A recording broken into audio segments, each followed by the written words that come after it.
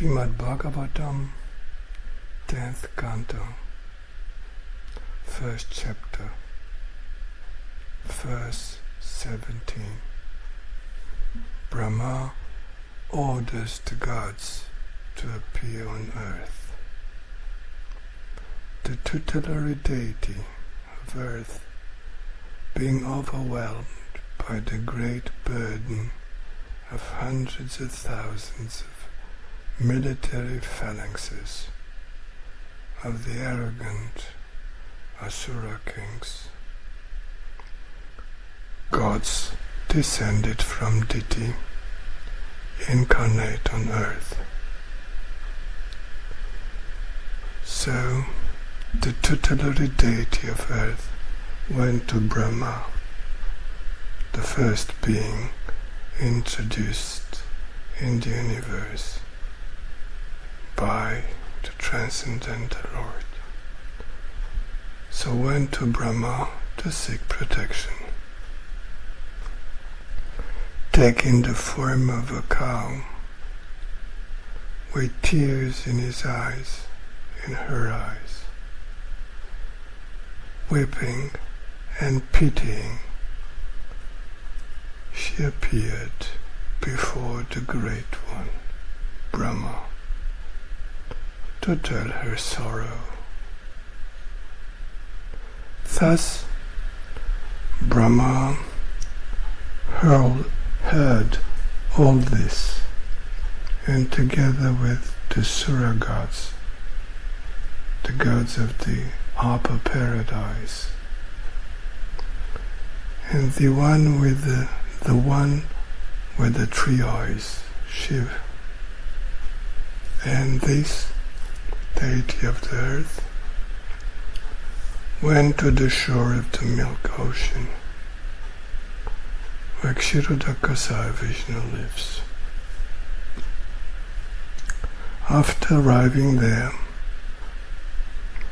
they worshipped him in meditation by reciting in their mind the verses in praise of the enjoyer, Purusha Shukta, the Lord of the universe, the gods of God, the God of gods, the fulfiller of all desires, the enjoyer.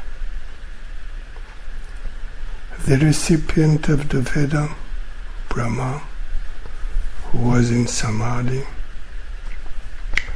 heard the words of Kşiro-daka-Vişnu vibrating in the sky,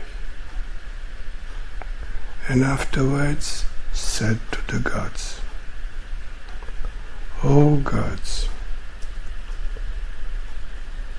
hear from me the command received from Purusha. You do execute it accurately and without delay. The Supreme Lord, of course, knew the suffering of the earth beforehand.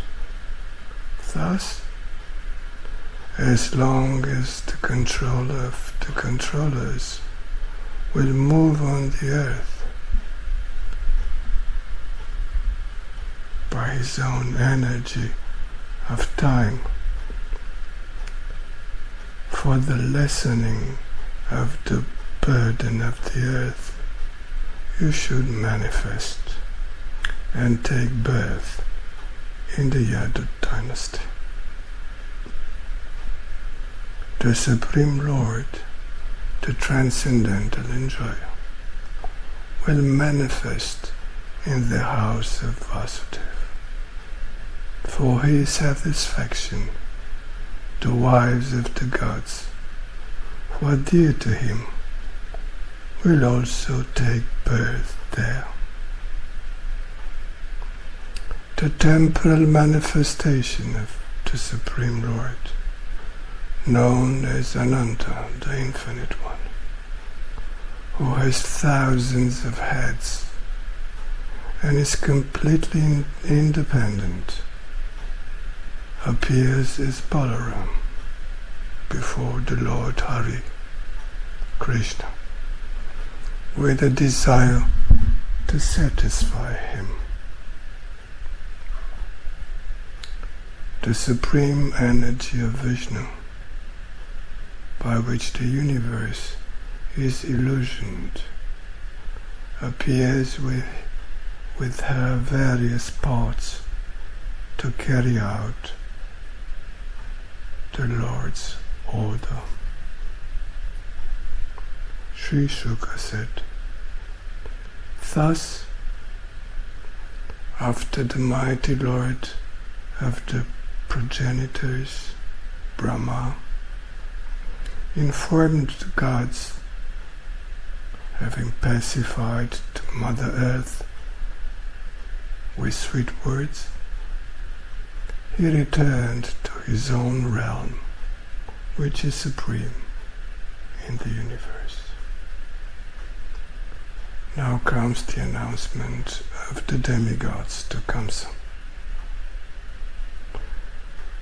with verse 27. Previously, King Kşiro-daka-Vişnu, the leader of the Yadu dynasty, went to live in Mathura. Kşiro-daka-Vişnu enjoyed many comforts in Mathura. From then on, this was the capital of the Yadu dynasty, where the Transcendental Lord Hari is eternally manifested. In fact, some time ago, at this place, Mathura, Vasudeva of the Kşiro-daka-Vişnu dynasty, with his bride Devaki, boarded the carriage for the journey home. Kansa, the son of King Ugrasen, in order to please his sister Devaki, took the reins of the horses and led the carriage. They were surrounded by hundreds of gold-plated carriages.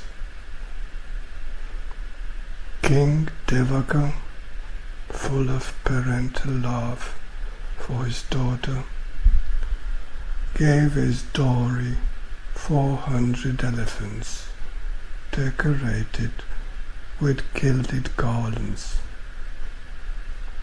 10,000 horses, together with three times 600 battle chariots, carriages, and for his daughter 200 very beautiful young servants, completely adorned. My dear, as the bridegroom and bride drove, very auspicious shells and horns blew along with mridanga drums and cymbals. A disembodied voice of an invisible person addressed Kansa, who was holding the reins on the way. Fool, you are carrying the one whose eighth son, Krishna, will kill you. Thus addressed, that sinner and malefactor Kansa, who stained the fame of the Bhoja dynasty, grabbed his sister's hair with a sword in his hand and was ready to kill her. To appease this cruel and impudent person who was ready to do such a heinous deed, Vasudeva, the bridegroom, whose fate was great, addressed him. Vasudeva began to butter him up. He said, "The truth is that you possess heroic qualities. You are the one who spreads the fame of the Bhoja dynasty. Then how is it possible to kill a woman who is, on top of that, your sister, and steal her wedding?" In the next verses is being told that the material body is the embodiment of death. The owner of the body, the soul, takes refuge with the mind. The existence, what one remembers when living the body, is the very existence that one will attain in the next lifetime. Gaura Premanande.